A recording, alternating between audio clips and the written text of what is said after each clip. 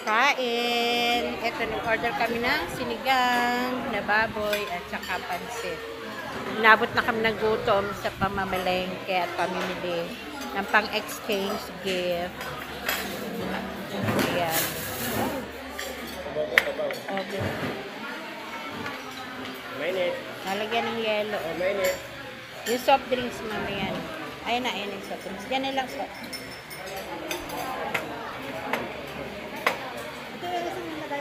Ito po. Sige. Ito to, lagyan mo ng sabaw dito.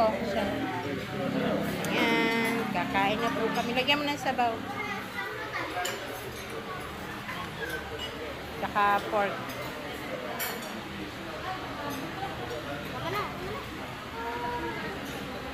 Lagyan mo rin ng sabaw to. Ito to, lagyan mo rin.